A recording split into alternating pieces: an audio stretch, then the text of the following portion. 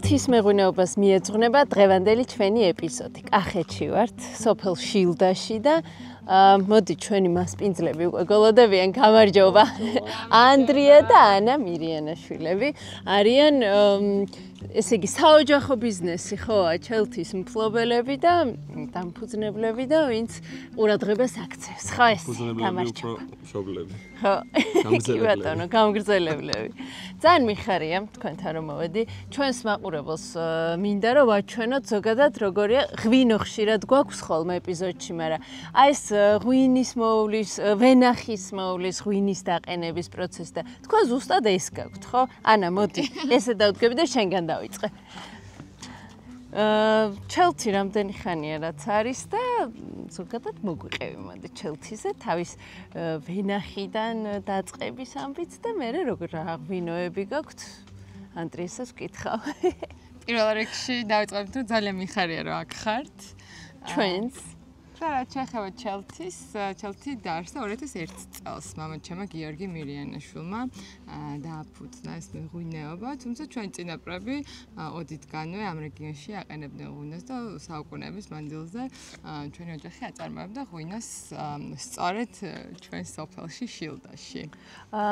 თან რაღაცა ისეთი მიკროზონა ქვია, ხო, ანდრია მომეხმარე, იმიტომ რომ განსაკუთრებული ადგილია ეს ვენახისთვის და ზოგადად კარგი ღვინის წარმოება იწყება იმით ვენახით.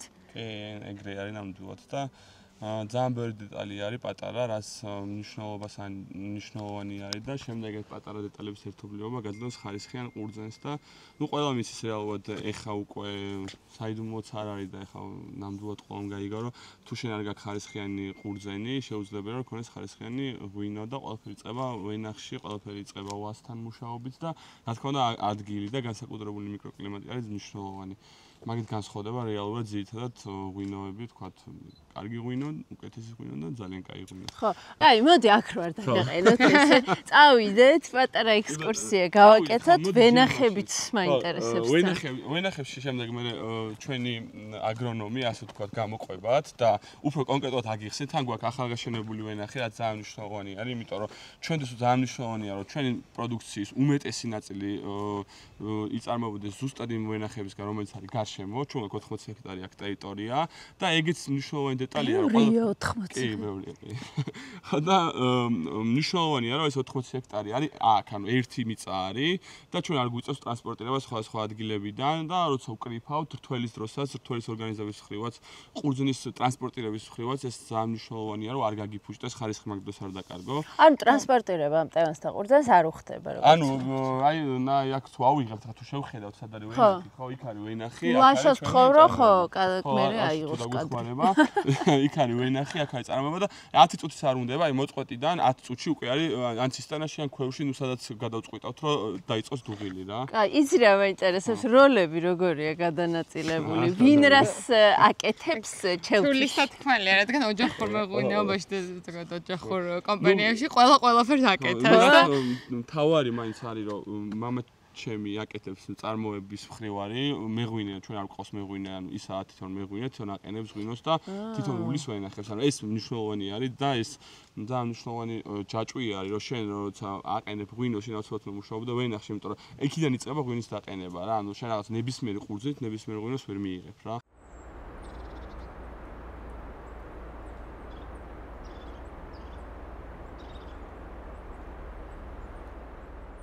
ამჟამად გვაქვს საძვალე, რომელიც იტევს 150,000 ბოთლამდე და მშენებლობის დასრულების შემდეგ დაგვემატება კიდევ 200,000 ბოთლის საძვალე.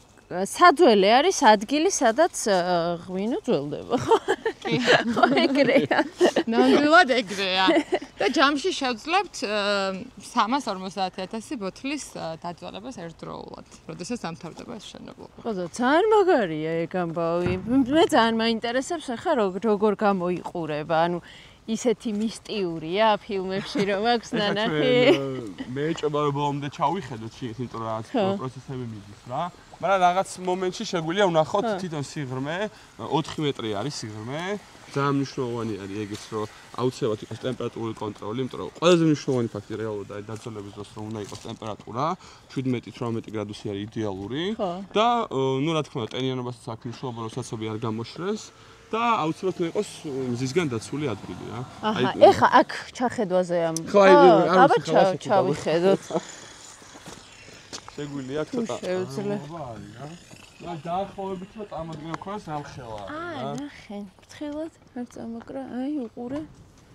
და ეს არის მნიშვნელოვანი, რომ მიწაში იყოს ამ სიღრმეზე, იმისთვის რომ სწორად შეინახო ღვინო. ანუ ეხა აქ ვამზადებთ ზემოდან დავასხათ ბეტონი და აი დაუსწორდება ზუსტად ამ არსებულ შენობას. აჰა, კაი, მე კიდე ჩამოვალთ. ხო, მე მიყვარს ღვინო, ვენახი, მეღვინეო და ჩამოვალთ. კარგი, ამ ყველაფერს დავთვალიერებთ, მაგრამ ანა, ვიცი რომ მიფრინავს და ჩქარობ, ხო, გინდა გაგიშვათ და გავაგრძელებთ ანდრიასთან ერთად ექსკურსიას. კი, რამოდენიმე საათში მაქვს ფრენა მიფრინავ ინგლისში ღვინის გამოფენაზე. თან საქმეზე. ამიტომ ცოტა ვჩქარობ და მოდი ყველაფერი მოვასწროთ. უცებ მაშინ იმასაც გკითხავ, რომელ ქვეყნებში გაგაქვთ ჩელთი, იმიტომ რომ ვიცი რომ აქტიურად გადის ექსპორტზე. კი, ჩელთი უკვე 22 ქვეყანაში გადის ექსპორტზე. ვაუ. კი და ეხლა კონკრეტულად მივდივარ ინგლისში, რადგან ინგლისის ბაზარი ძალიან მნიშვნელოვანი არის ჩვენთვის, თუმცა ამავდროულად შევდივართ ამერიკაში, ევროპის ბაზარზე, აზიაში, იაპონიაში, ჩინეთში და ასე შემდეგ. რა ბედნიერება ამის მოსმენა არის. კი, ზოგიერთი რა თქმა უნდა არის უფრო დიდი ბაზარი, ზოგიერთი პატარა, მაგრამ ჯამში 28 არის რიცხვი ქვეყნები, სადაც ჩელთი არის წარმოდგენილი. ეხა ინგლისში მიფრინავ გამოფენაზე და მიგაქვს ნიმუშები? კი, ინგლისში ორი ღონისძიება გვაქვს ახლა.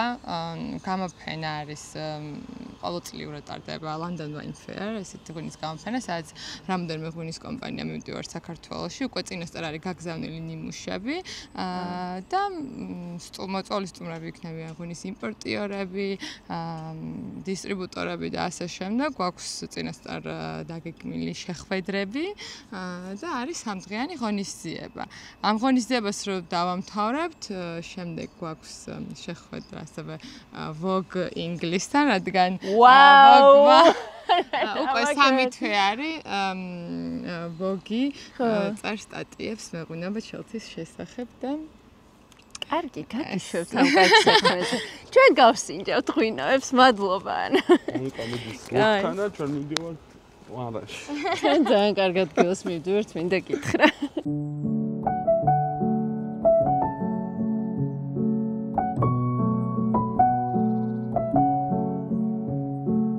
ანა გავუშვით, გავაცილეთ და საძველე, ხო, გავაფრინეთ პირდაპირ კახეთიდან.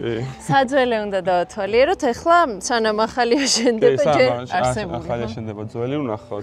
ღვინოები ვნახოთ, წლების მიხედვით რა გვაქვს და შეგვიძლია მაგადაც კიდე რამოდენიმე ინფორმაცია ვთქვათ რა რეალურად რატო ხდება, რატო ვაკეთებ ამ ყველაფერს. ხო, კაი, ეს ჩემი საყვარელი მომენტი იქნება ეპიზოდის.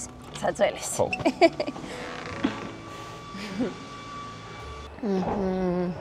აქ არის თავარი განძი. და მაგარია რა მხელა ანძრია.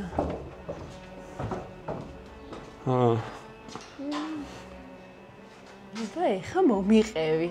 პირველი შეაცნო თქვათ, ანუ პრინციპი არის იგივე, რაც ახალი საძველე, ეგრე არის აშენებული, ბეტონში ვართ მთლიანად 4 მეტრის სიღრმეზე და ეხლა იგრძნობა, რომ უფრო სიგრილი არის და ტემპერატურა არის სხვა რა. კი, თუმცა ზამთარში სითბო იქნება. კი, ზამთარში ანუ მთელი აზრი ეგაა, რომ არ უნდა იცვლებოდეს ტემპერატურა და 17-18 გრადუსი უნდა იყოს მთელი წლის მანძილზე, რაღაც არის იდეალური ტემპერატურა ღვინის დასავარგებლად და მეორე, რაც მნიშვნელოვანია, ასევე არის ტენიანობა. ანუ ტენიანობასაც აქვს თავისი ზღვარი, თუ ზედმეტი ტენიანობა არის, არც ეგ არ არის კარგი და თუ მშრალი არის ძალიან, ეგეც არ არის კარგი, აშრობს ძალიან საცობს და შეიძლება პრობლემები შეექმნას ღვინოს რა. ამიტომ რაც ორი მთავარი პრინციპი არის ტემპერატურა და არის ტენიანობა.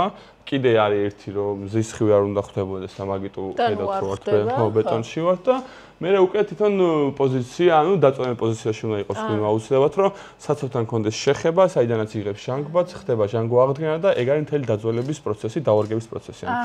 იჟანგება ღვინო, შემდეგ თვითონვე ახდენს აღდგენას და ჩვენ ვეძახეთ სუნთქვას, იმიტომ რომ ჩვენ რო სუნთქავთ, ხო, ეგეც არის ჟანგო აღდგენა რა, ჩვენ ჟანგბადი ჩადის და შემდეგ გამოდის რა. დაახლოებით იგივე პროცესი არის ღვინის დავარგებაშიც რა. აქ მოდი დავათვალიერე, როცა ხო, ნუ აქ ბევრი წელი გვაქვს. არის წლების, ხო? ხო, ნუ წლების მიხედვით არის წარმოდგენილი. აი ხა შეგვიძლია ვთქვა, აი მაგალითად ეს არის დაწვენილი უკვე, ხო, რაც ტორსაც ვხედავთ, რაც პერიოდია გასული. ეს დგას, ეს არის დაყენებული მდგომარეობით რა. ნუ ამას იმიტომ ვაკეთებთ, რომ თავიდან როცა ვასხავთ, ხო, რაღაც რამოდენიმე თვე არ ვაწვენთ, რომ თვითონ ეს საცობი და კარგად ჩაჯდეს ბოდში, რომ არ მოხდეს ან გამოჟონვა ან რაღაც და მერე უკვე ხდება დაწვენა რა.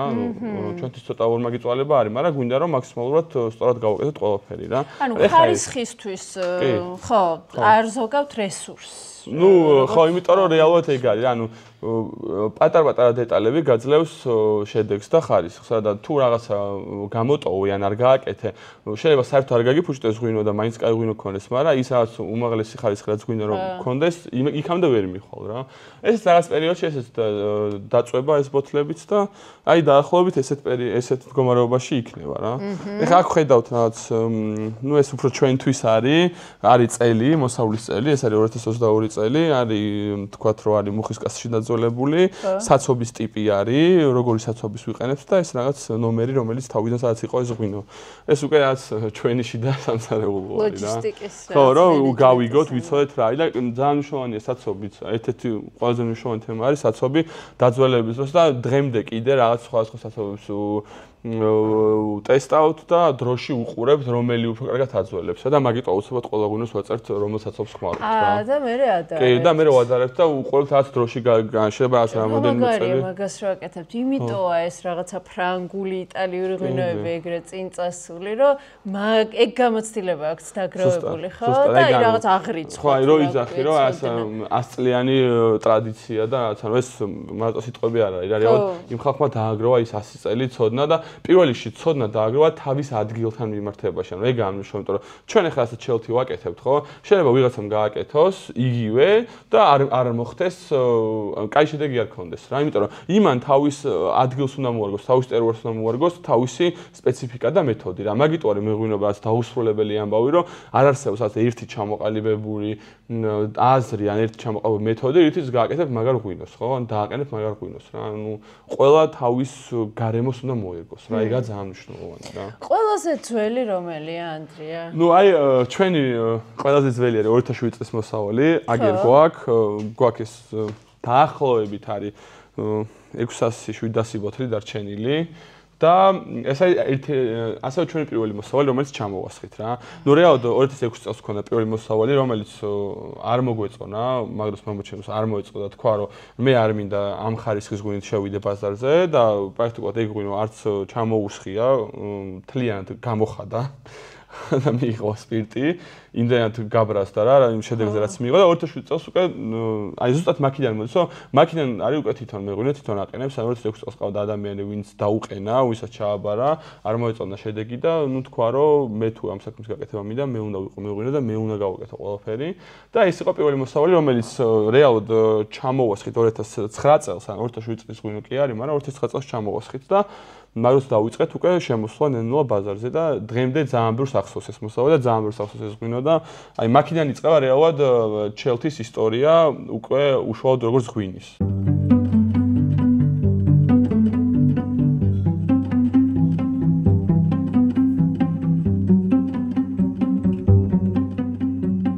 ეს არის ერთ-ერთი მარანი. კი, ჯამში გვაქვს 3, ეს არის ყველაზე ახალი მარანი. ეხლა ესეც ცოტა მიწისქვემოთ არის თუ ჩანს არ ვიცი კაცში, ოდნავ მიწისქვემოთ ვართ. ჩასულები, ეგეც ყოველთვის ტრადიციულად კახეთში მარნები არის, რაც ნახევარი სართულით მაინც ქვემოთ იყო რა.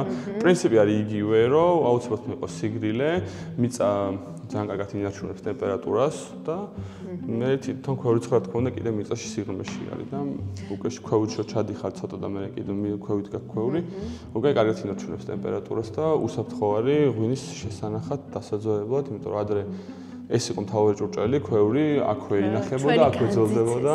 კი, მართლა რეალურად დაუფიქსე, მართლა ძალიან ჭკვიანური რად არის გაკეთებული.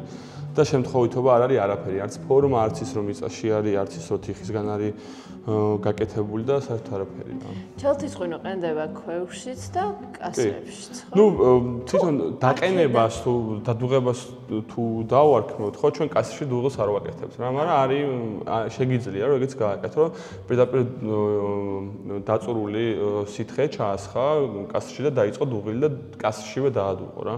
ჩვენ ამ მეთოდს არ ვხმარობთ, ჩვენ მარტო დასაძვერებლად ვხმარობთ. ანუ რეალურად პრინციპი იგივეა, რაც ქვევით ბოთლებში მოგიღავი რა, რომ ასხავ მუხის კასრებში, ანუ იქაც საცობიც ხო მუხის ქერქისგან კეთდება რა, ესეც ეს უკვე უშუალოდ ხე არის რა. ასხავ აქ კასრებში და აქ მიდის უკვე ჟანგვა აღდგენა რა, ხე მუხა ატარებს ჟანგბადს და ღვინო იჟანგება, შემდეგ აღდგენა ხდება და ეგაა დაურგების პროცესი რა. კასრის ხარისხსაც ხო აქვს? კი, ძალიან დიდი მნიშვნელობა კასრის ხარისხს, ასევე გამოწვის ტიპს აქვს მნიშვნელობა, ასევე რომელი ხისგან არის გაკეთებული, მაგას აქვს მნიშვნელობა, ბევრ რაღაცას აქვს მნიშვნელობა და კიდე ძალიან დიდი მნიშვნელობა აქვს, ახალი კასრი არის, მეორადი კასრი არის, თუ როგორი კასრია რა.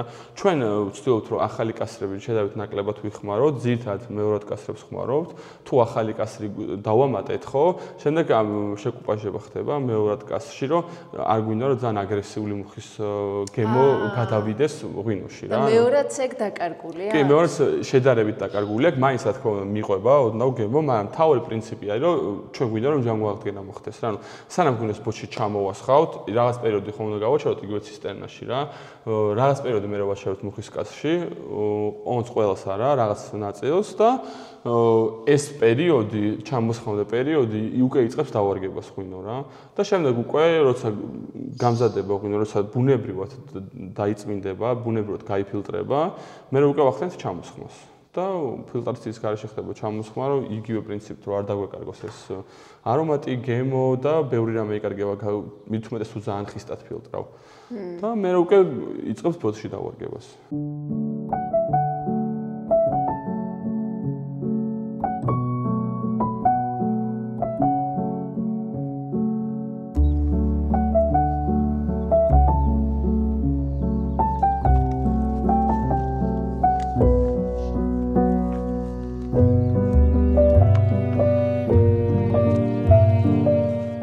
ვენახში გადმოვინაცვლეთ, ეს ნაწილი ვენახის შედარებით ახალგაზრდაა, ხო ბატონო თენგის? ბატონი თენგისია ჩვენთან ერთად, მე ვენახე ჩელთის. რამდენი? გასულ წელს გავაშენეთ ეს ვენახი, არის მეორე წელში.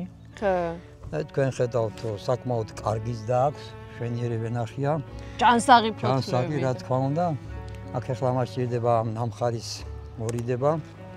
რისი მორიდება? ნამხარის? ნამხარის მორიდება შეიძლება და წვერების მიმმა. ამ ოპერაციას მალე გავაკეთებთ, ჯერ ადრეა ცოტა, მაგრამ მალე გავაკეთებთ. ნამხარის მორიდება რისთვის არის და რას ნიშნავს? ნამხარის მორიდება, რომ ძალიან არ გადაიბარდოს, არ გაიზარდოს ტექნიკას არ შეუშალოს ხელი. მაგისთვის ამიტომ მეძიებში არ ვარდებ, ასე ვაწყვითავ. და ეს საკმარისია. აი ხედავთ, რომ ძალიან ძლიერიც დააქვს, მეორე წელშია, მომავალზე აუცილებლად გადაკავდება და მოსავალს მოგცემს. წელს არ ექნება ჯერ მოსავალი. წელს არ არის მოსავალი. აქ გაკეთებულია წვეთოვანი, თქვენ როგორც ხედავთ არის მიწა. ძალიან ქვიანი კი ეს წვეთოვანია. არის ძალიან ქვიანი მიწა, რომელიც წყალს ატარებს დაბლა და ტენის გამო რომ ზაფხულში უჭირს ვას მორწყად, არის წვეთოვანი. ყოველ 50 სანტიმეტრში არის ეს დაჩვეთილი და თითო წვეთი ვარდება. საათში ერთი იმიდან ჩამოდის 3 ლიტრი წყალი. საკმარისია 4 საათი რო წყალ 12 ლიტრი საკმარისია რომ 40 სანტიმეტრის სიღრმეზე დანესტიანდეს მიწა. და მივიღოთ ხარისხიანი ყურძენი. ეს რა ჯიშია ბატონო? ეს არის მწვანე. მწვანე, კი. ასევე ეხა მიდიოდა კულტივაციის პროცესი, წავიდა. აი ტრაქტორი მოდის მოემართება. ეგრისთვის არის და რას ნიშნავს? რომ გავაფრთხილოთ მიწა, უფრო ნაკლები აორთქლება გქონდეს წყლის და რა თქმა უნდა სარეველები მოვსპოთ. სარეველები მეც. გიყვართ. ეფერებით ხოლმე? შვილს არ მოფერევარ ისე ვაზვას ვეფერები. ხო და ვაზიც ხო გრძნობს მაგას. რა თქმა უნდა, ცოცხალი არსება ვაზიც. ენერგეტიკას ხო, განსაკუთრებით. კარგად მოექცევით, კარგად მოეფერებით, კარგ მოსავალს მოგცემთ. ეს იგი იმას კარგ ზრდას უსურვებთ თქვენ ახალშობილს, თქვენ შვილს და ბებერი ვენახიც ხო გაქვთ? ბებერი ვენახი გვაქვს 25 წლის, საფერავი გვაქვს. და იძლევა უკვე ძალიან ხარისხიან ყურძენს. საფერავი 25. ძალიან თხელი მტევანი, როგორც საფერავს ახასიათებს ბებერვას. თხელი მტევანი და ხარისხიანი ღვინო.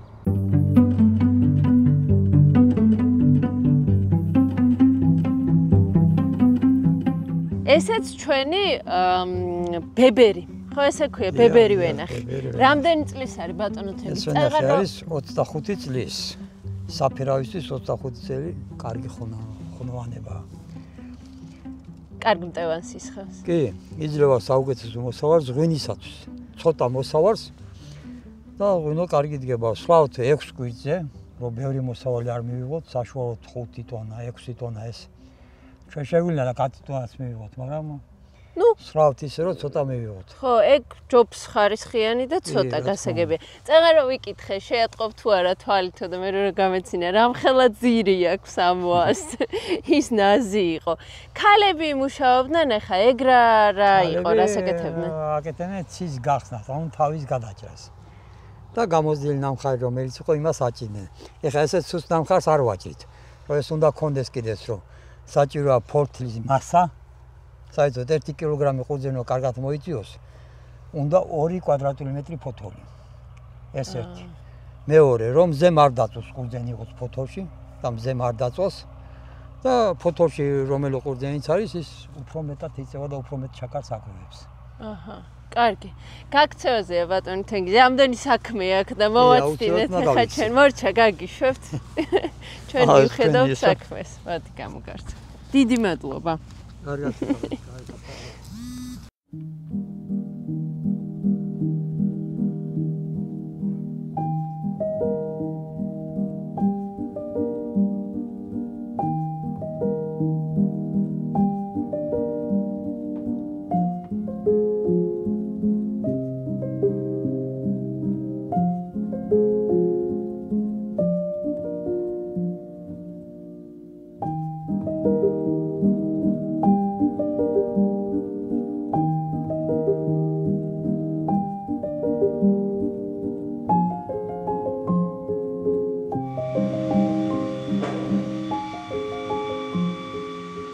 ჩამოვედით საცავში, სადაც ცისტერნებია, ხო? დიახ, სწორია. რა ხდება, გითხარი?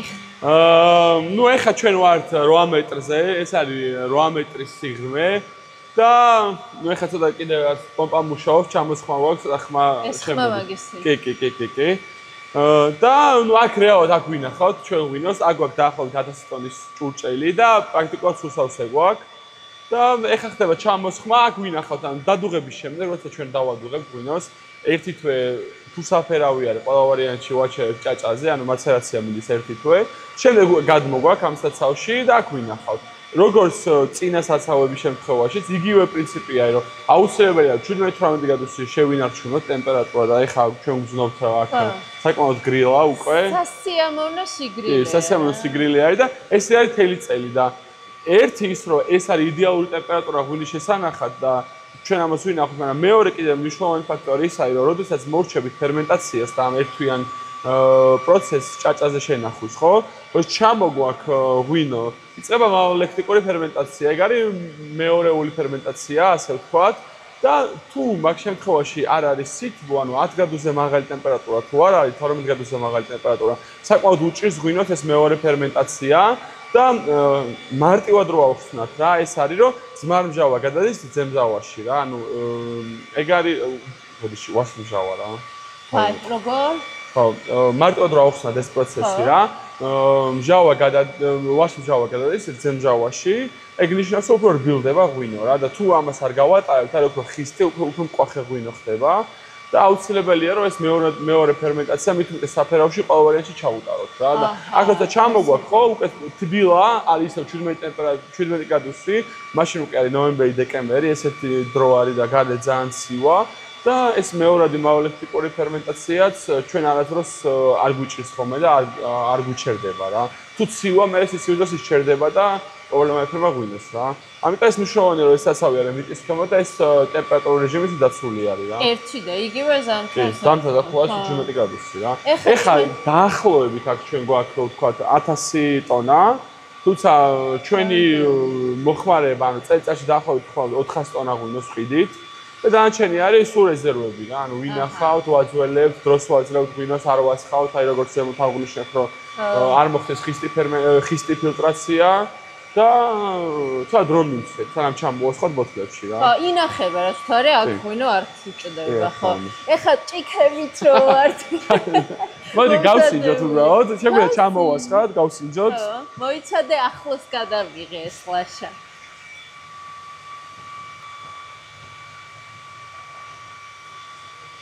ну ეს არის 2022 წლის მოსავალი და მე ვთვლი რომ ეს ღვინო უკვე ყველა პროცესი გაიარა ცისტერნაში და ეს ღვინო არის ჩამოსასხმელი. უბრალოდ რახან რაც ავღნიშნეთ რომ ჩვენ ახან იქ არ გვაქვს ადგილი და ეს არის 22 ტონიანი ცისტერნა ხო? 22 ტონიანი ცისტერნა ჩამოსხდა დაახლოებით 30000 ბოთლი გამოვა რა და უკვე ახან მაგ ხელა ადგილი და რესურსი არ გვაქვს ქვემოთ, ცოტა ხანი ვიცდით რა, მაგით გჭირდება ახალი. ხო. ახალი სივრცე. რო შენდება. კი, რო შენდება, რომ უკვე ესეთი ღვინოები რომელიც უკვე მზად არის და უკვე აუცილებელია რომ ბოთლში ჩამოისხას და იქ გააგრძელოს დავარგება, ხო? სიცოცხლე. სიცოცხლე გააგრძელოს და იქ ჩამოვასხათ და იქ დავალაგოთ რა. კაი, აბა გაგიმარჯოთ თქვენ ღვინებს, არაერთხელ მithქვამს, კარგი ხალხი ხართ ღვინის კეთებლები. ძალიან კაი. წარმოიდგინე, აი მართლა ანუ ყველა კი არ ვიზახთ, რეალურად ესეთი ღვინო ძალიან ბევრი გვაქვს, რომელიც უნდა ჩამოისხას, უკვე მზად არის და ვერ ვასხავთ და ეგ არის ჩვენთვის აი ტუნში გვირტყავს რა და რეალურად ანუ ბევრად მეტი ღვინო გვაქვს, ვიდრე ვყიდით რა. იმიტომ რომ აი უნდა მიცეთ დრო და ამას ვაგროვებთ და ვაძველებთ და დროს ვაძლევთ რა. ანუ ძალიან მნიშვნელოვანი არის ეგ პერიოდი, მით უმეტეს საფერავზე ვაპარაკობთ, ხო, ეგ პროცესი არის უმნიშვნელოვანი, რომ შენ ეგრევე არ გაყიდო პირველ წელს საფერავი, იმიტომ რომ პირველ წელს საფერავი თუ გაყიდო, ჯერ ესეთი არაა დამთვალებული, არის აგრესიული, ტანინები არის უხეში, მე უნდა ძალიან გაფილტრო, წაართვა ისე ყველაფერი და რაღაც მიიღებ, აი რაღაც აი საშუალო დონის რაღაც სითხეს მიიღებ, რომელიც არაფერდიც არ გაძლევს რა. ჩვენ კიდე ჩელთის ეგ არ აწყობ. აი დამრგვალებას რო ეძახია ხო? რო გასინჯა რაღაცნაირი ბევრი არომატი, აი გიფეთქდება პირში არომატი. მაგარია. ჩვენ ვიძახით რომ ხავერდოვანი ტანინები რა, ანუ ხავერდოვანი ტანინები რა, რაც აი რბილად რომ მოდის და პირველ წლებში ყოველს არის უხეში, ყოველს არის აგრესიული, თითქოს გირტყავს რა კმენს და ეგ უნდა ნელ-ნელა გადავიდეს და მე უკვე ხვდები რამხელა ძალა აქვს საფერავს და რა შეუძლია გაჩვენოს რა. ანუ ეგ აგრესიული ტანინები რო წავა და შენ პირში ეგ მაგას ვეღარებ და სირბილეს ხსნობ, მე უკვე ფლიანად გამოვაჩენს ეს ღვინო თავის თავს. ხო, გიყვარს საფერავი თან გამორჩეული შვილი ყავს. კაი, ავიდეთ ზევით. ეხა საინტერესო ნაწილი გვაქვს. რამდენიმე ღვინო და მათ შორის შევამჩნიე heritage. კი. წავიკითხო, საინტერესო წარწერა აქვს. ნახე, მეღვინეობაში წარმატების მისაღწევად თაობებია საჭირო. ამიტომ ვცდილობთ ისეთი ღვინო დავაყენოთ, რომლითაც დავტოვებთ ჩვენს მემკვიდრეობას. ძალიან მაგარია და მამას ხელმოწერა, ხო? გიორგი მირიანაშვილი. 2008 წელი. 2011 წელს არის ეს ღვინო ჩამოსხმული. 3 წელი ველოდეთ და ჩამოვასხეთ 2011 წელს. თავიდანვე ვიცოდით, რომ სადაც განსაკუთრებული წელი იყო, თვითონ მენახშევი ეტყობა და ყურძენს. და შემდეგ უკვე დავიწყეთ გაყიდვა 5 ოქროს მედალი აქვს აღებული სხვა ქვეყნებში, აქ ტოკიოში, აქ გერმანიაში, აქ ლონდონში, საქართველოში სხვა შორის და საქართველოს ოქროს მედლები ჩვენც კიდე ძალიან მნიშვნელოვანი არის ხოლმე და ძალიან სასიხელო, იმიტომ რომ აქ რო უყურებენ საფერავს, ხო შეიძლება ეგრე სხვან კიდე ვერ შეხედან, იმიტომ რომ ამას სხვანაირად კრიტიკულად, კი, ძალიან კრიტიკულად და მე თვითონ ქართველი ჟივრიც კიდე უფრო კრიტიკული არის ხოლმე რა. და ხო, ნუ შემდეგ რა თქმა უნდა დავიწყეთ გაყიდვები და რაღაც მომენტში მივხვდით რომ აი ეს heritage რაც გვინდა რომ აი რაც აწერია აქ ხო და რეალურად ეგრე ვფიქრობ ზუსტად რა. heritage არის ჩელთის რაღაც limited ხო? საკოლექციო სერია. ხო.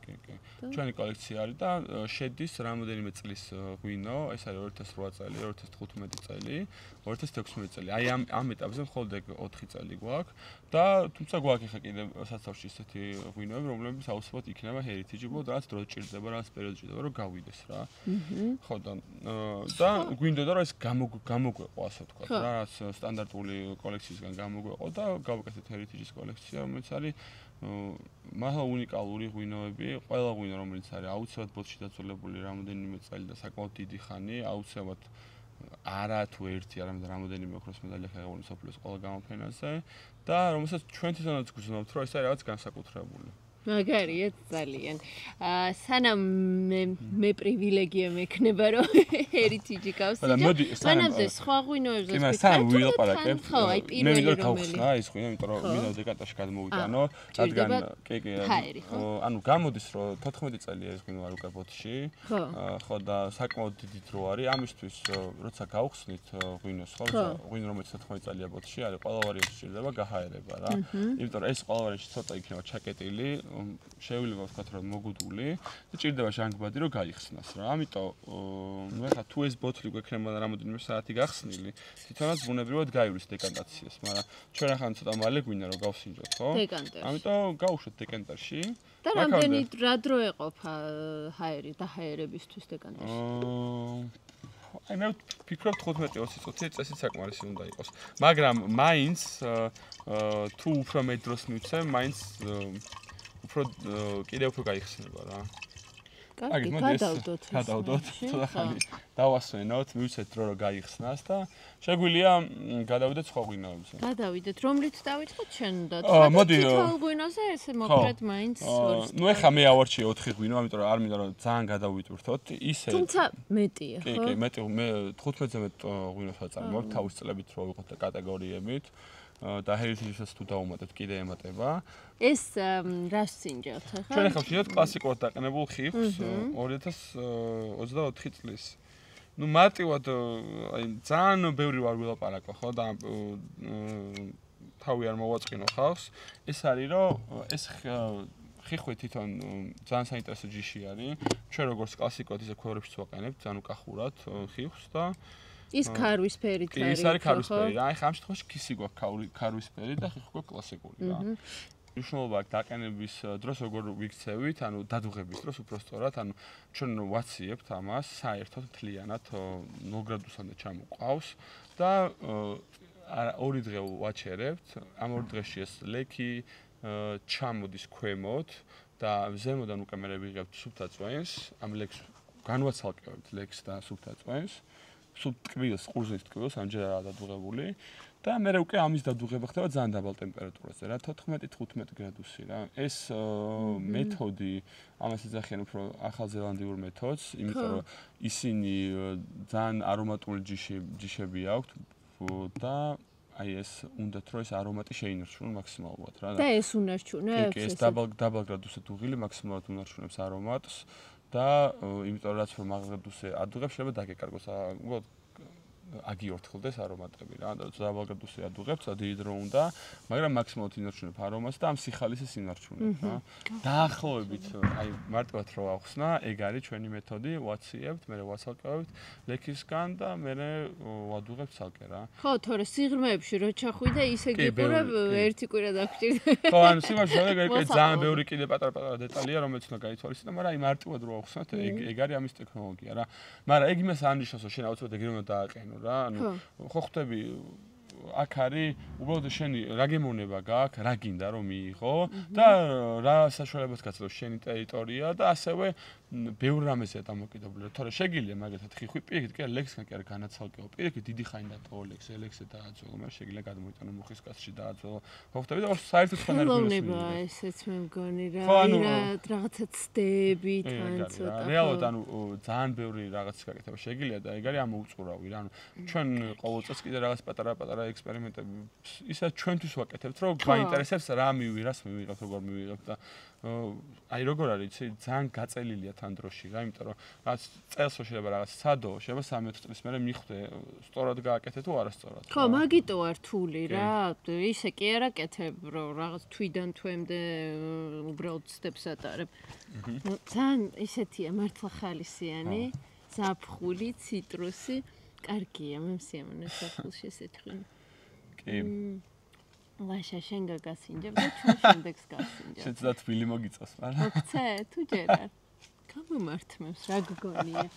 სადაღების პარალელურად ვერ იზავს თუ რა? ვენახისთვის იმიტოა განსაკუთრებული ზონა და კლიმატი აქვს, რომ ზაფხულში ძალიან ცხელად დღისით და ღამე კავკასიონის სიგრილე აგრილებსო, ხო? კი, ეგ ერთ-ერთი მნიშვნელოვანი დეტალი არის, რაც არის. ეხლა მე დავინახე რომ ლაშა დრონს აფრენდა. და გადაიღო რეალურად რა. ხო, გამოჩნდება რა, ძირ-ძირში. ანუ ჩვენ ამას ვეძახით ტერუარს რა. ანუ ყველაზე სწორი განმარტება არის ტერუარი რა, რომელიც ნიშნავს რომ რა გაქვს შენ ნიადაგი, რა გაქვს შენ ჰავა და რა გაქვს გარემო. მარტივად რო თქვა, როგორ ერწყმის ეს ყველა ბუნებრივი მაჩვენებლები ერთმანეთს რა და მაგას ქვია ტერუარი რა. მეღვინობაში ეგ ტერმინი ნიშნავს ზუსტად მაგ ყველაფრის ერთობლიობას რა. ჩვენ ვფიქრობთ, რომ რაღაც ეს არის განსაკუთრებული ტერუარი, და საერთოდ მაგაზე არის დაფუძნებული მთლიანად ჩელთი რა. როცა ჩვენ, უფრო მამაჩემი იწყებდა ამ ყველაფერს რა, თავიდან გააზრებული ქონდა, რომ ჭირდებოდა განსაკუთრებული მიწა, რომ მოიყვანა განსაკუთრებული ყურძენი რა. ეგაა ძალიან მნიშვნელოვანი, აკეთებდა გეოლოგიურ ექსპედიციებს, რომ ენახა საუკეთესო მიწა, ძალიან ბევრი მიწა გატესტეს, თქვა გააკეთეს და ერთ-ერთი დროს როცა აი ეს ამ ადგილამდე მოვიდნენ რა, გეოლოგებმა უთხრეს, რომ ძალიან მაგარი მიწა არისო მეღვინეობისთვისო, ძალიან მდიდარი არისო ქანებითო, ვულკანური ქანები არის აქ ძალიან ბევრი, ძალიან ბევრი ქვა არისო და ასევე ძალიან მდიდარია მინერალებით რა.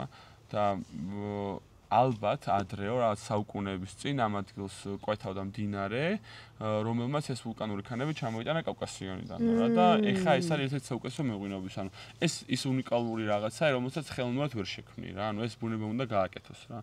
გონე ვისაც ღვინო უყვარს საინტერესოა, იმიტომ რომ ღვინის სიყვარული მარტო იმის თრობის სიყვარული არ არის. პირველ რიგში გემოქსიამოვნებს, რაღაცა მერე უკვე როცა გარჩევას სწავლობ ექსიამოვნებს, საკვებთან ერთად უკვე რო უხამებ ძალიან საინტერესო ამბავია და თავისთავად აი ცოცხალი ორგანიზმი, რამხელა ფილოსოფია, რამდენი მოყევი და კიდე რამდენი მოსაყავი, ხო? კი, ისტორია. ხო, ეს უკვე არის ქისი კახური ტრადიციული მეთოდით დაყენებული ქვევში. 6 თვე იყო ჭაჭაზე. და აი ფერზეც ეტყობა რომ უკვე სხვა არის, როცა სუნავ არომატაზეც ეტყობა რომ უკვე საერთოდ სხვა რაღაცასთან გაქვს საქმე და გემოზეც ეტყობა. ფილოსოფიაც სხვა არის, აზრიც სხვა არის, ტექნოლოგიაც სხვა არის და ძალიან განსხვავდება რა. კი, სულ სხვა არომატები მოდის. აი წიფე ხილიო და ჩირებიო რო ამბობენ, მგონი? ზუსტად. ეს არის.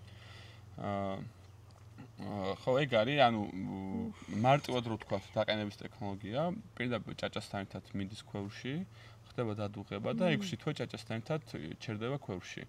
ამ 6 თვის მანძილზე რეალურად ქვევრი არის დახურული, ჩვენ საერთოდ არანაირად არ ვერევით, არც ვიცით, ანუ 6 თვის მე რო ხსნით ქვევს, მაშინ ვიგებთ რეალურად გამოგვივიდა, არ გამოგვივიდა, კაი ღვინო გვაქვს, არ გვაქვს და ეგ საინტერესო. ძალიან ცოტა მისტიური პროცესი არის რა, იმიტომ რომ რაღაცა გააქვს, რომელიც არ იცი როგორი არის, რა ხდება და ხშირად არის ხოლმე, შეიძლება არ მოგეწონოს რა. იმიტომ ყველა ქვევრი არის განსხვავებული ღვინო რა. ანუ ყველა ერთივე მოსავალი სხვადასხვა ქვევში ჩაასხა, რომ სინჯა განსხვავდება მაინც. იმიტომ რომ მაინც სხვანაირი მიკრობიოლოგიური პროცესები მიდის და მაინც სხვანაირი ღვინოს იღებ რა. ხშირად არის ხოლმე, რომ ჩვენ ვაკუპაჟებთ, ანუ ვაერთებთ ამ ღვინოებს და მე რაღაც ერთიან ღვინოს ვასხავთ. მაგრამ ზოგჯერ არის ხოლმე, რომ შეიძლება რომელიღაც ხვარი საერთოდ არ ჩამოვასხათ რა. საერთოდ თქვათ, რომ ეს რაღაც არ არის ის, რაც გვინდა რომ იყოს რა. ეს არ არის ჩვენი ხარისხი, თუ რა ქვია. მაგარია. ძალიან კაი. ამასაც გაგასწრე. ამას ამ ღვინოს ეს არის 22 წლის, განსხვავებით წინა ღვინოსგან, მაინც სჭირდება დაძველება და ჩვენი პრაქტიკიდან გამომდინარეც მაგას მივხვდით, რომ კიდე უფრო მეტი დრო უნდა მივხვდეთ. ანუ ეხლა ხო ყიდით 22 წლის ქის მაგალითად რა, ანუ მე თითქმის 3 წლის ღვინო არის რა. მაგრამ და აქვს პოტენციალი რომ კიდე აი 1 წლის მე რო დაგვიწყო, ანუ 26 წლის ამ პერიოდში რო დაგვიწყო. მე დარწმუნებული ვარ, ეს ღვინო კიდე უფრო მაგარი ღვინო იქნება. ცოტა მსუბუქი არის, მაგრამ ამავდროულად აი ხორცის კერძოსაც რომ მოხდება ფრინველს მაგალითად ეგეთია. აი ამას არ გადაასხამ, ლაშას ჩაუსხამ ჭიქრში და ხო, ანუ ჩვენ რეალურად შედარებით, ანუ ქისის თვითონ უფრო შედარებით არ არის მძიმე ტანინიანი ღვინო და მე მომწონს ეგეთი ღვინო, რა ზედმეტი ტანინები არ აქვს, მით უმეტესოცა ჩვენ გვინდა ღვინო, რომელსაც გავყიდით ექსპორტზე რა, მით უმეტეს დასავლურ ბაზარზე, ხო? ისინი არიან შეშოვილი ძალიან თხელ ღვინოებს, ანუ რა სორტებიც აქვთ, ხო? და რანაირ სტილსაც არანაირი შეჭრული არის ძალიან თხელი. ეს როგორც აღოთხი კიდე შეიძლება უფრო თხელი იყოს, უფრო დაბალგრადუსიანი ღვინო, უფრო თხელღვინოებს არიან შეჭრული და როდესაც სინჯავენ ქართულ ქვევს უბრალოდ ვერ ხვდებიან მაგათი რეცეპტორებს უჭირთ აღქმა რა და ჩვენ თუ კიდე გავიტანთ, აი კიდე დავამძიმებთ, ანუ აი თუ უფრო კლერტსაც მივცემთ, ანუ კლერტი არის ყუნწი ყურძნის რა და ბევრი მეღვინეობაში ამ კლერტსაც იყენებს. და კლერტი ნიშნავს დამატებით ტანინებს რა. კიდე უფრო ამძიმებთ რა და ჩვენ თუ ამას კიდე ვიხმართ და ამ კლერტს კიდე გაურევთ და უფრო დავამძიმებთ, შეიძლება ქართული პირისთვის სასიამოვნოც კი იყოს რა. ზოგჯერ გინდა რომ სადაც ძალიან მძიმე ტანინები დალია, მაგრამ აი დასაუბრებაზე არის საერთოდ ვერ აღიქვავს ამ ყველაფერს. და რომ ვასწავლოთ და მივაჩვიოთ. ხო და მე ვფიქრობ რომ ჯერ ესეთი ღვინით უნდა მივაჩვიოთ. ხო და მე დავუმძიმოთ. და მე დავუმძიმოთ და კიდე უფრო ესეც კი მძიმეა მაგათთვის რა. აი ხა ამას რო სვავენ კიდე მძიმეა. ხო, იმიტომ რომ ხა აი მაგალითად ესეთ ამაზე მახსენდება იტალიაში რო სვავენოს, პორტუგალიაში რაღაცა ეგეთია უფრო რა. გადავიდეთ საფეავზე. გადავიდეთ. ხო და აი თან საინტერესო არის გავსინჯოთ 20-22 წლის საფეა, რომელიც ერთ-ერთი გამორჩეული წელი იყო და 20-22 ძალიან მაგარი წელი იყო ჩვენთვის. და მე უკვე 2008 წელი რა. ნახოთ. რომელიც დეკანტირდება. რომელიც დეკანტირდება, ნახოთ განსხვავება. შენი საყვარელი მაინც რომელი ღვინოა ისე რა, რომ ველზე ხშირად სვამ. არ ვიცი. მაინც ალბათ საფეავს, ყველაზე ხშირად მაინც საფეავს. ჩემი აზრით კი, მაგრამ ნუ ხა აი ზაფხულში უფრო ნაკლებად რა. მაგრამ მაინც უფრო საფეავს. არის ხოლმე. მე რაღაცნაირი პერიოდები მაქვს რა. აი, ხო, პერიოდებია, როცა ქვევრი უფრო. მე თითქოს რაღაცა ისეთი. ჩემთვისაც ეგრეა ზუსტად. და აი გარემოსაც გააჩნია რა. აი რა სიტუაციაში ხარ, ვისთან ხარ, რა გარემოში ხარ, რა სჭამ და ბევრ ამის აქვს მნიშვნელობა რა და საერთოდ ეგრე არის რომ აი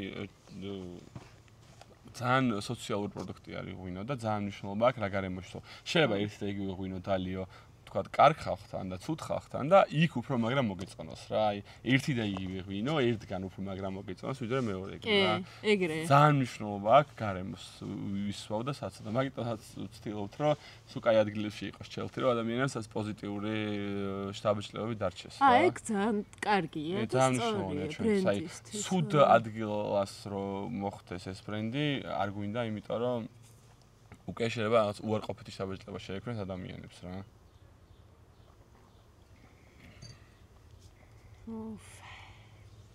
Კაია ესეც ძალიან. არა და არ გავს ეს ახალგაზრდას. ხო და აი ესეც ძალიან მაგარი მოსავალი იყო 2022 თავიდანვე ვიცოდით რომ ეს ძალიან მაგარი წელი იყო რა. ეხა გავიტანეთ საქართველოში გამოფენაზე და ვერცხლის მედალია იყო ხათაშორის ძალიან გაგვიხარდა. ფიქრობთ რომ უკვე რაღაც რამოდენიმე თვეში იმ დონეზე იქნება რომ უკვე ოქროს მედალზეც აიღებს რა. ხო და აი ეხა ნახე აი 20-22 წლის ხო არის და ეხა ერთი თვის წინ დავიწყეთ ამ ღვინის გაყიდვა. ანუ აქამდე ჩვენ ერთი ბოთლიც არ გაგვიყვებია ამ ღვინის რა. აძვლებთ. ვაძვლებდით ველოდებოდით რა.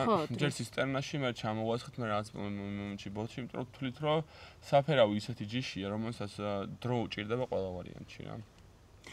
გავსინჯოთ ეს. გავსინჯოთ ეს რა. გავსინჯოთ და შევადაროთ მონდი. თან ამას შევადაროთ და თან რეალურად აი საინტერესოა რა, რომ ნახოთ რამხელა პერსპექტივა აქვს თან ამ სორტს, ამ ჯიშს რა და ამ ღვინოს. ნახოთ. გემრიელი უკმა. ანდრია. გავსინჯოთ ხო? გავსინჯოთ. კი გავიდა ამ საუბარში ერთი, ხო, 9 საათი მაინც. ცოტა მეტი მაგარი. გავსინჯოთ. კიდევ შეიძლება ესე რა ხო? სხვა არომატები მოდის ამასთან შედარებით. კი. რა სხვაობა არომატში არის მე? აი მარტივად რო ახსნათ, სამი ტიპის არომატი აქვს ღვინოს, პირველი, მეორეული და მესამეული რა. ეს მესამეული არომატები მოდის აი უშუალოდ დაძველების შედეგად რა, დავარგების შედეგად. ხო და აი ამ ღვინოში, აი ზუსტად ეს მესამეული არომატებია ყველაზე კარგად რა. აი ჩემთვის კი თუთუნის არომატიც არის, რომელიც ბუნებრივად არის წარმოშობილი, მაგრამ აი ყველაზე მნიშვნელოვანი რაც არის რა, არომატებში შეიძლება კიდე ბევრი ვილაპარაკოთ უსთვის რა არის და უსთვის როგორ არის, მაგრამ აი ყველაზე მნიშვნელოვანი რაც არის, აი ეს სირბილე რა, ანუ იმდან და რბილი არის, ეს ტაინები იმდან დაბალანსებული არის, იმდან ქვემოთაა ჩაწეული და აი მაღლა ხავერდოვანი არის, მაგრამ გემოზე ხო სტრუქტურა მაინც არ აქვს დაკარგული რა და აი ეგ პროცესი როცა ხდება, აი ეგ არის ჩემთვის ყველაზე სასიამოვნო რა, აი ჩემთვის საუკეთესო ღვინო არის ეგეთი ღვინო რა. ხო. საერთოდ სხვა ღვინო? კი, საერთოდ სხვა ღვინოა. ამ საფერავთან მიმართებაში. აი წარმოიდგინე რომ ძალიან გავდა თავის დროზე ზუსტად ამ ღვინოს რა, როცა იყო ამის ხელა, ზუსტად გავდა ამ ღვინოს რა და აი ეს მოხდა ამ ბოთში დაძველების შედეგად რა. უბრალოდ დავაწვინეთ, ჩამოვასხით და დაველოდეთ რა. და მოხდა ეგ. უფრო ნაზი თუ რა ქვია, ესეთი ტიპია, ხო, ნაზი არის, უფრო კარგად ილევა, უფრო რბილი არის, დაბალანსებული არის. მაგრამ აი ეს ხანგრძლივი გემო არ ეკარგება, ეს სიმჟავეც საკმაოდ აქვს კიდე შენარჩუნებული. და ეგ არის პატარ-პატარა მნიშვნელოვანი დეტალები, რაც უნდა გაითვალისწინო და მაგიტო უიძახით რომ ანუ რეალურად ვიღაც რომ მოდის მეკითხება რომ აი რამდენი ხანი შეგიძლია დააძველოს საფერავი, რა არის მაგის პოტენციალი მაქსიმუმი, ხო? ჩვენ რეალურად მაგაზე პასუხი არ გვაქვს რა. იმიტომ რომ არ არსებობს საქართველოში, აი თქვა 30-40 წელის დაძველებული საფერავი რა. უბრალოდ არ არის. კარგი იყო ამ საფერავთან შედარება. წაღან კი გითხარი რომ მოდი თუ გინდა აღარ გავხსნათ მეთქი და ეს ჰერიტიჯი დავლიოთ თქო, მაგრამ უცებ ამ განსხვავებას რო ხვდები, ეგეც საინტერესო ამბავი. უფრო მეტად აფასებ მე. ხო. არა, არ ვაკნინებ. არა, არც უნდა დააკნეო რეალურად და ისი რა არის, ანუ აი მეც ხა პირადად ხო, ჩემი ოჯახის ღვინო არის და შემილია რომ ხშირად დავლიო ეს ღვინო, მაგრამ ჩემთავს არ ვაძლევ უფლებას რომ რაც ხშირად ეს ღვინო დავლიო, იმიტომ რომ ეს რეალურად არც არის ეგეთი ღვინო, რომ შენ ყოველდღიურად დალიო რა. გინდა ყოველკვირა დალიო რა. თრობის ღვინო არ არის თან ალბათ რა ვიცი ხო. ეს არის რაღაც მართლა განსაკუთრებული დღეების ღვინო არის რა. თორე ბევრად მეტ ესეთ ღვინოს ვსვავ, ვიდრე ესეთ ღვინოს რა. და ბევრად ძალიან სიამოვნებს რა. ძალიან კარგი იყო ის. ძალიან კაი ამადა. ეს თითქოს ახალი გამოცდილება იყო საფერავის. ჩემთვის ხო ეგეთი იყო. ეგ კიდე იხსნება ახლა ჩაკაშებს, ხო? იცი რა, კიდე იმას იკეთებსო, ხო? ცოტა უფრო მოყავისფრო, კალი. აი რო შეხედო ფერზე. მე ხარ როგორ არის, იცი, ამის ფერი შე რო გაიგო, უნდა შეხედო რაც თეთრს, აი შეშარავაზე რო შევხედოთ რა. აი ცოტა უფრო. კი, უკვე აგურის ფერი არის რა, ეს აღარ არის წითელი რა. ხო, ნუ ერთადერთი რაც მინდა რა ვთქვა რა, არის რომ ყველაფერი მაინც იწყება მიწიდან და ვენახიდან. შენ რაც არ უნდა მე დრო ელოდო, რაც არ უნდა შრომა ჩადო. არა აქვს აზრი თუ შენ არ გიწყობს ხელს თვითონ გარემონან. რასაც ჩვენ ტერუარს ვეძახით და ეს ძალიან მნიშვნელოვანია რომ ჩვენ საქართველოში ნელა უკვე წამოვიდა ეგ კულტურა და რეალურად ეგ არის ერთადერთი სწორი მიმართულება რომ შენ ნახო ადგილი რომელიც არის განსაკუთრებული და მე შენ უნდა მოერგო მაგ ადგილს ანუ ის ადგილი როგორი სახის ყურძესაც გაძლევს მე ეგეთი სახის ღვინო უნდა დააყენო რა აი ეგ შენ ვერ მოგერგება ადგილი და შენ მაგალითად რაღაცა გინდა და იმას ადგილიდან ვერ მიიღებ თუ ის არ არის ეგეთი რა ამიტომ შენ უნდა მოერგო მაგ ყველაფერს და შენ უნდა მიხვდე როგორი ადგილი გაქვს, რანაირად უნდა დააყენო, რანაირად უნდა შეინახო და როგორ უნდა მოექცე რა. გაგივარჯათ. თელ ოჯახს.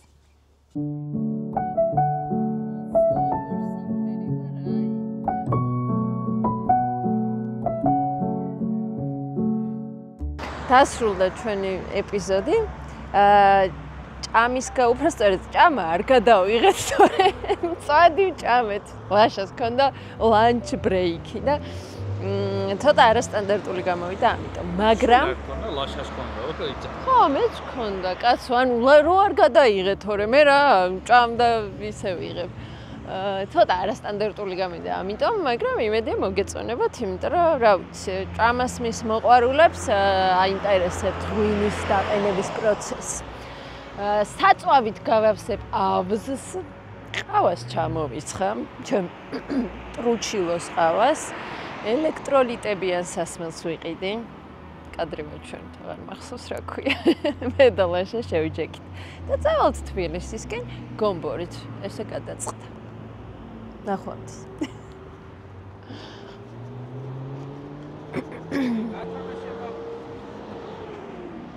აპლიკაციას გავატარებ. იქნებ მანქანა მოვიგოთ, მე და შამსხმელმა, იმიტომ რომ ორივე იგებს. ხო, თუ მოვიგეთ, გაიგებთ მოკლედ რა, აღარ ვაჩვენებთ ხოლმე მაგ მომენტს ვიგებთ თუ არა, იმიტომ რომ მე მოდის SMS და ჯერ არ მომიგია, ალბათ მიხვდებოდით. ნახვამდის.